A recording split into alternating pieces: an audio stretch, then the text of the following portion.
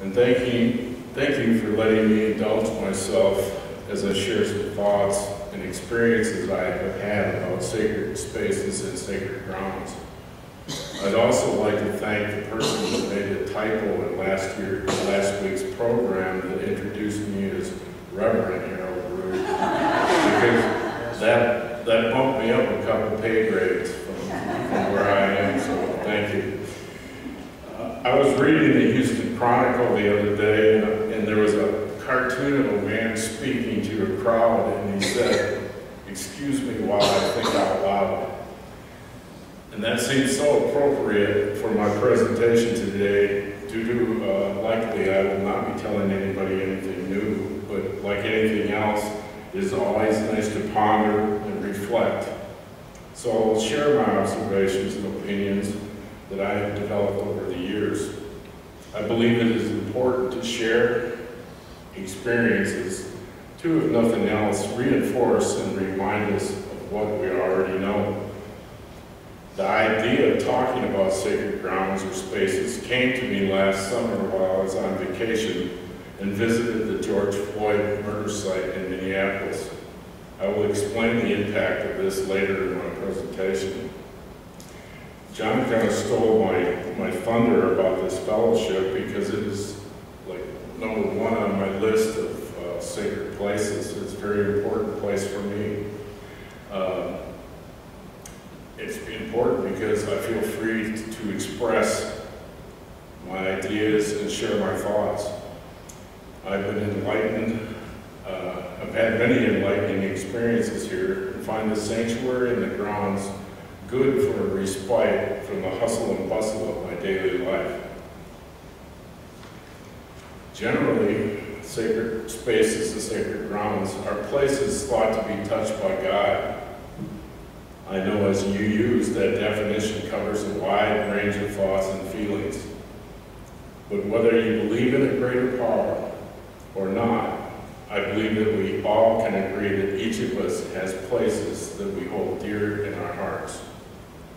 Sacred places are not a rarity because, as I have said, I believe we all have them. I believe they can be classified as historical, religious, natural sites of wonder, and random locations. I say random because any place can be sacred to any specific person. All sacred sites are personal, same as the personal beliefs we use hold dear. What affects one person may not affect another. It seems to me Americans love to make monuments and try to achieve a sense of sacred in doing so. From the Ground Zero site in New York to the white bicycles or white crosses along our roadways that mark the location of cyclists or motorists who have died. It seems every time there's a tragic death, a call immediately goes out for a monument, perhaps a reminder and a tribute that lives lost were not in vain. Sometimes these become tourist attractions for the places where it is thought that God appeared, where miracles had happened, a tragedy occurred, or an astonishing accomplishment was achieved. We were all probably taught about sacred sites as children, the first places where we were shh by our parents, in the churches, temples, and cemeteries. In my lifetime, the religious sites probably take precedence with visits as a child to churches or chapels with the hushed tones of reverence, stained glass, and mystery. I remember as a child being taken into a hospital chapel that had low lighting and stained glass image of Jesus with his heart exposed and wrapped in thorns. It had a flame rising out of it as a beacon to be the light of the world, perhaps the first sacred site of many for me. I remember the church on Christmas Eve, again lowly lit, with freshly cut pines towering to the rafters, displaying a multitude of tiny blue lights emulating the stars above the manger of the baby Jesus, and this had a sacred impact on a young Catholic boy. Our national holidays, especially Memorial Day, We as a family would visit the graves of our family, walking through the cemeteries with little American flags flapping, and seeing other families walking patiently among the graves in quiet tones, careful not to trample or disturb any of the graves. Here I would learn who was who, and maybe an anecdote as to what kind of person they were. Buildings of historical significance can also fall into be considered sacred. Buildings like Carnegie Hall, Ryman Auditorium, museums, or sports stadiums that hold memories of historical events, or maybe just family outings where shared victories or defeats may fit into the category of the sacred. I know some of us were shocked to see the Church of Notre Dame in Paris burn and the desecration of our nation's Capitol building, proving that sanctity is individually felt. When I was a preteen, my father bought a 16-foot travel trailer, and he pulled it throughout the upper Midwest with our family loaded into a Chevy Nomad station wagon. We would go from the Great Lakes to the Black Hills. We were the Griswolds before they were a twinkle in their creator's eye. Unbeknownst to me, the awareness of sacred was growing with quiet moments by the side of the lake as we camped next to the vastness of the Great Lakes, or the openness of the prairies and the mysteries of the storied Black Hills. We went to places where a visit would automatically instill a sense of reverence, or at least an idea of sacred would be talked about. One of the places we visited was the Black Hills of South Dakota. I learned it was a sacred place to the Oglala Sioux tribes of the upper Midwest, but apparently not as sacred to the government, who decided that busts of presidents needed to be carved in the mountain face. A mountain, by the way, that was referred as the Five Fathers by the Native Americans. When there, I searched the mountainside for these presidential busts, and when they were seen, my first impression was how small they were compared to their surroundings. They looked bigger on the postcard, and not sacred to me in any way. A few miles away, there was also a sculptor working, the son of the man who sculpted Mount Rushmore, diligently sculpting an image of the Dakota Sioux chief Crazy Horse as an homage to the Native Americans. The idea of this struck me contrary to the Native chief Crazy Horse's desire not to be even photographed, and the desecration of another mountain was was counter to the Native way of life. These types of monuments seem only to be large-scale graffiti to me. While these cannot carry water with me as being sacred, and were observant to the natural beauty of the world, I found my repulsion was contrary to my reaction when the Taliban decided to shell the Buddhist statues that were carved into the mountain at Abhor, Afghanistan. Apparently, this sculptured graffiti was sacred to me. So you see, time and a different philosophy can play a part in the sanctity of a place.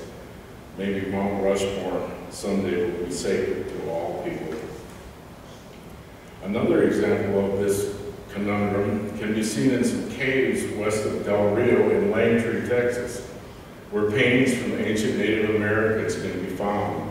There are paintings of handprints, animals, and abstract figures. All of these are thought to be the work of a native with religious piety, perhaps a spiritual advisor. It was suggested by the tour guide that maybe these were even painted under the influence of peyote or mescaline. All are regarded with reverence, compared to the names of some railroad men who wanted us to know they were there too, back in 1896.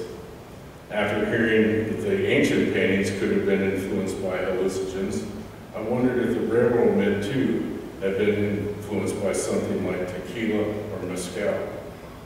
Both were next to each other, one regarded with reverence, the other disregarded.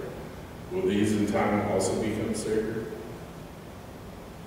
We have all gone to natural settings which is so awesome, inspiring that it stops you in your tracks. The Grand Canyon, Yosemite, mountains and oceans, places that give you pause, and right away you are aware that you are somewhere special. But have you ever visited a site and you have felt something out of your body influencing your experience? I have, and I have become somewhat of a junkie searching for that experience to revisit me. One of my first experiences of this kind was when I was walking down a hill on a bright sunny day in the most northern part of Wisconsin. Blue skies above and Lake Superior laid out in front of me. Suddenly, I was overwhelmed with my insignificance in the universe. At the time, I had thought I saw God, maybe an epiphany or a realization that came with maturity. I first walked into the Alamo. The hair on the back of my neck rose, and again, overwhelmed with the thought of 180 men fighting for their lives in this very room. Again, a special place for me. A few years back, I was invited to the opening of the Civil Rights dedication in Montgomery, Alabama. While there, I decided I needed to go to the Edmund Pettus Bridge in Selma. It was only a few miles away.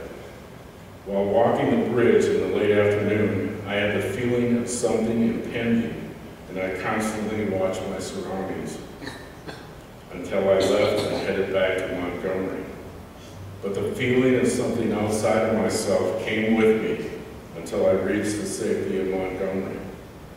The next day, while going through the line at the buffet table, a woman serving engaged me about my visit. When I told her I visited the bridge, she asked in a declarative tone if I had felt those people. As if struck by lightning, I admitted that I did. Since that time, I've been to the Lorraine Hotel, the site of MLK's death, the Oklahoma bombing site, and witnessed the chain-link fence festooned with trinkets and teddy bears. I visited a church in McGowan where people crawl on their knees to pay homage to the Virgin Mary, and lit so many candles you could feel the heat from another room. So it was no surprise to me that I would want to visit probably the most contemporary historical site in Minneapolis while on vacation. Last summer, while we were there, Yvette and I decided to go see the site where George Floyd was murdered. After all, as Yvette said, it's now history. We Googled the location and found it to be at Chicago and 38th Street and drove to the neighborhood. As we got into the neighborhood, I noticed the houses were large, two-story homes, probably built around the turn of the 20th century, and were long past being a sign of prosperity. People in the neighborhood appeared to be diverse. As we approached the site, the two-lane street was restricted to one lane. Concrete barriers similar to those seen on the highways to divide traffic were placed to surround the site. These barriers were littered with graffiti of slogans for Black Lives Matter, no justice, no peace, along with salutations to George Floyd. We drove past the site and found a spot parked 2 blocks away. We walked down the street past cars parked diagonally with their noses to the curb. Quite unusual for a city residential parking. We passed cars with all tires deflated or windows broken up, and some with black plastic taped to replace the glass, which had also failed. The lawns that I originally thought had been planted with trendy natural flowers to replace the small lawns now appeared to be mostly weeds, and reinforced my opinion that this was definitely a neighborhood in decline. Residents were sitting on their steps, some at tables set out to display whatever it was they were selling. The closer we got to the site, the more obvious were the tents with tables selling George Floyd t-shirts, Black Lives Matter shirts, and shirts and sweatshirts depicting other civil rights leaders and slogans. You could smell marijuana in the air. There were crude signs, one on weathered plywood stating that this was indeed sacred ground. And this made me conflicted as to how the sacred ground was being observed, and planted the seed for this presentation. In the middle of the intersection of Chicago and 38th Street was a massive steel structure, raised fist, and a sign stating, "We still demand." Another fist statue was erected closer to the site. When we got to the site, there were several people milling around inside the concrete barriers. They were posing and taking pictures above the outline of George Floyd's body on the ground where he had taken his last breath.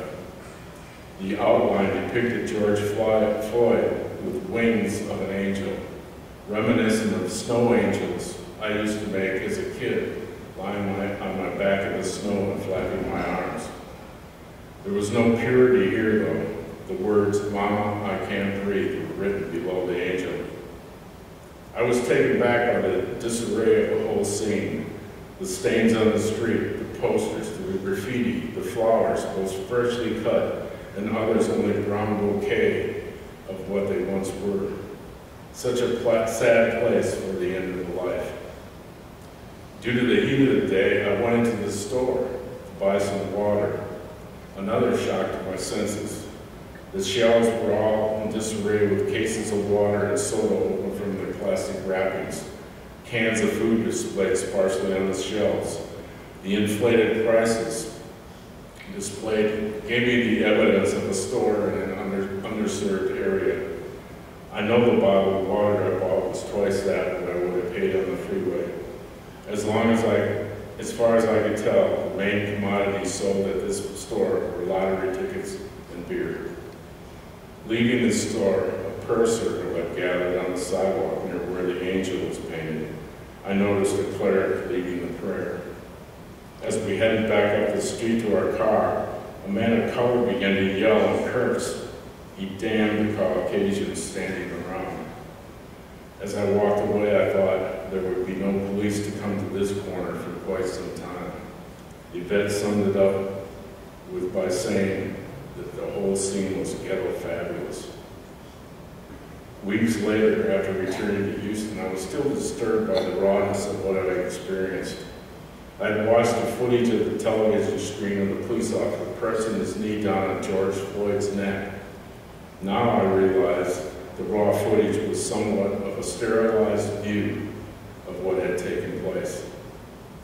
My perception is that it had occurred in a busy district in a relatively busy part of Minneapolis, when in reality it was in front of a neighborhood store in a residential neighborhood, a poor residential neighborhood with the glamour of downtown Minneapolis seen in the distance like an opportunity too far away. The oil-stained pavement in which George Floyd's face was pressed sticks in my mind as even crueler than what my earlier perception was, as if dying on clean pavement would have made it less inhumane. The carnival atmosphere around the site is probably secondary to the injustice that occurred at this site, but it also weighs on me. The sign that this was a sacred ground just did not ring true to me.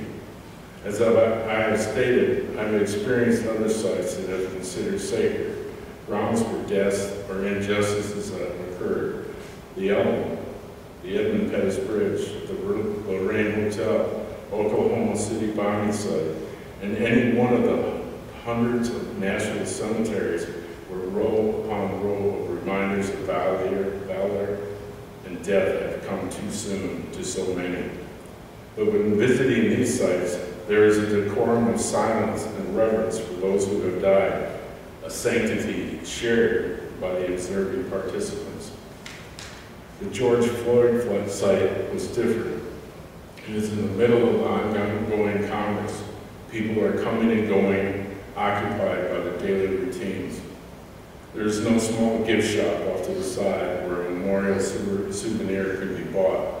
The vendors are right in your face across the street marketing their wares. The site is not clean and pristine. It is urban, dirty, and littered with street art, some profound, some crude, and some advertising the latest cause.